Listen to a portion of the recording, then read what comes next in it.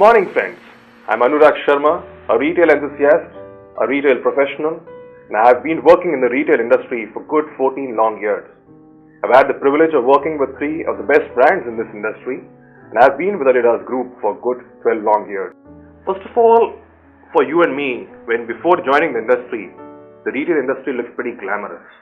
All of you tend to feel, and even I as a young kid used to feel, it's all about fashion shows. It's all about having the glamour quotient in place. But the realities are totally different. When we as retailers put on the show, there's a lot of hard work, physical stamina that goes behind each one of those retail experiences that we bring forth in the marketplace. And obviously, when you put up those retail experiences and show in the marketplace, there are parameters to measure the success in terms of what defines what is right and what is not right, and what makes it a good story and what doesn't make it a good story. I would share with you the measures, the key indicators that make it or break it. How do you know your store is doing well? Do you know how you are faring against the competition? And do you know the industry benchmarks? To know answers to these questions, you need to know what are these key retail performance indicators. And these key retail performance indicators are indicators of retail performance, parameters to evaluate the store health. They are useful for external benchmarking. They help in doing retail analytics and useful for planning remedial actions. Retail performance can be evaluated on the basis of sale, on the basis of the inventory that you're carrying, and the customer experience that you're giving end of the day. Today, we're going to touch upon the sales-based KPI and the performance indicators that make it happen at retail. Footfall is the most important retail KPI. So what is footfall? Footfall is actually the number of customers walking to your store. So we said footfall is the most important retail KPI. That is a deciding factor that defines whether you will do good business or not. How many people are actually coming into your store? Higher the footfall, maximum the sale is going to be the starting point of the journey. We all know that. We believe in it. But it doesn't come that simply. There is a process in place. The process involves taking correct marketing initiatives. If you take your marketing initiatives correctly, you would be able to bring in traffic. Because end of the day, what is visible to the people in the marketplace in terms of the ads that you roll out is what actually translates into real business at retail. So what is the second most important thing to bring in people to your store? It is nothing but the experiences they carry. The past experience they've had at retail when they have visited your store and they've had good or bad experiences, that is what is going to bring in back those same customers. So what is important is to ensure that people have good experiences in their retail visits. What is the third most important thing? Store exterior. In terms of how your store is looking, in terms of if your store exterior is good, you got real nice catchy windows. If you've displayed them, very good. If it's the Christmas time, you got your Christmas windows in place. If it is Valentine's Day, you've got your Valentine's pictures all flashing across the windows. I'm sure the customer traffic is going to build in and you're going to have real high footfalls.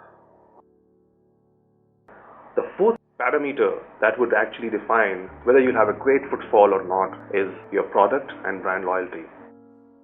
If the customer has bought a product from store and he has great experiences to share, definitely he'll over a period of time become your loyalist. It is your product that he carries with you is the experience that goes for a long time with him. Now, having said footfall is important, what would footfall lead to? Footfall would lead to a conversion. What are the factors that would increase conversion? It all looks so simple. Footfalls have happened, but what is important is translating those footfalls into meaningful results. And that happens with three most important factors.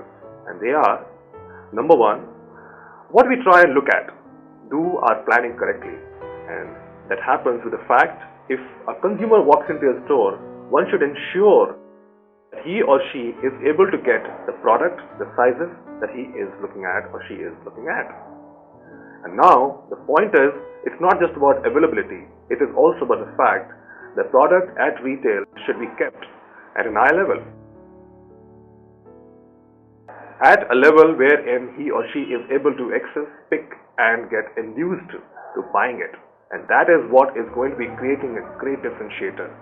Products kept at eye level have got a higher chances always to be picked, and that is what role of a visual merchandiser comes in place, because he or she is able to create that distinction at retail.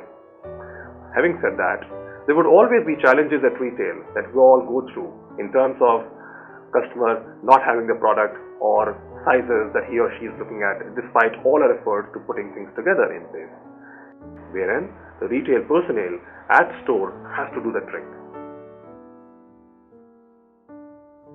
And that comes with doing substitute selling.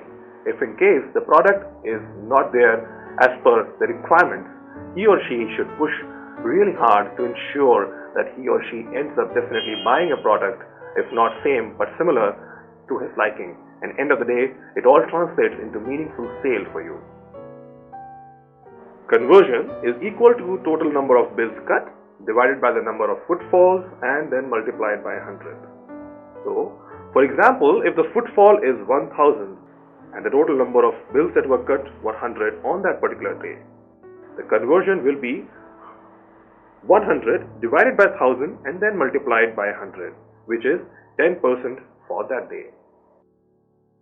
Conversion doesn't come so simply, although it looks so simple in terms of the 3 parameters that I shared with you, but there's a lot more to it, and that lot more to it comes from the fact that one has to look at in terms of the location.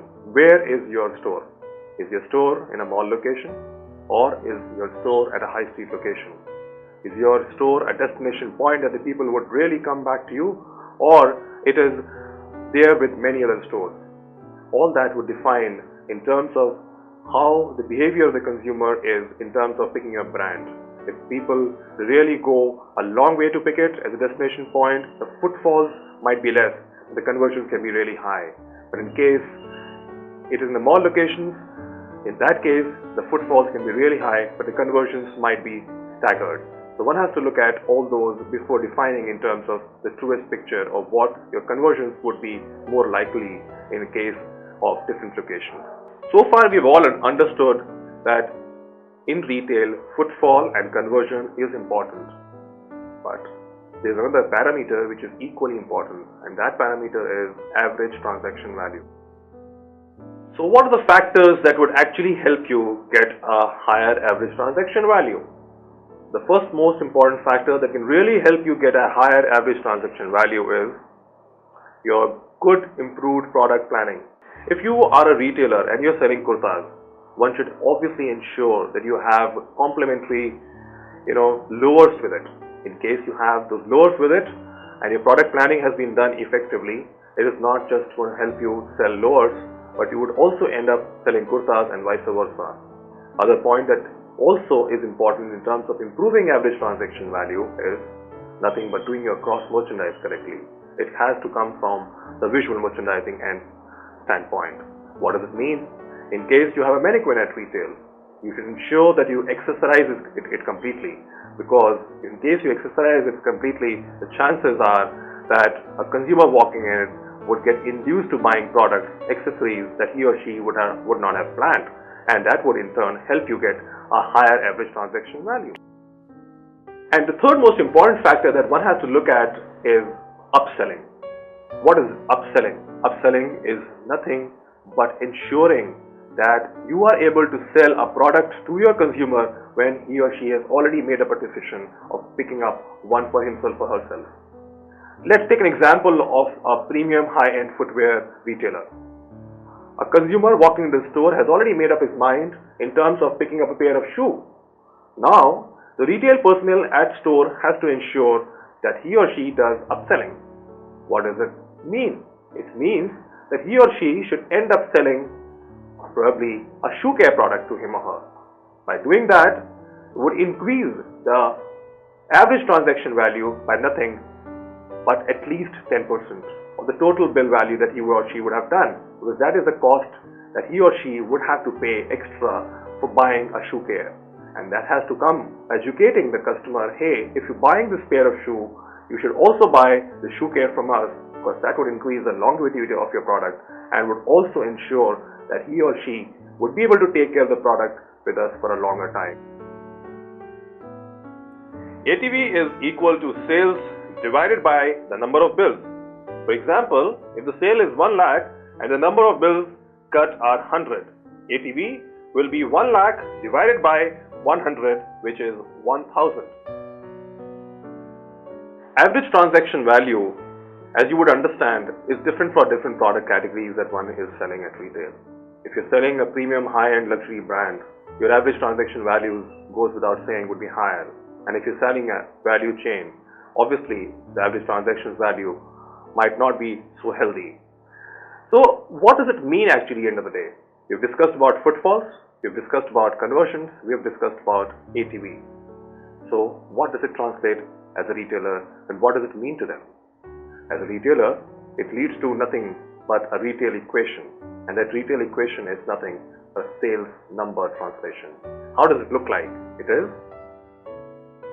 the sales that one gets at retail is actually governed by 3 factors, which is footfall, conversion and ATV. You multiply all 3 of them, and that is what translates into higher sales for you.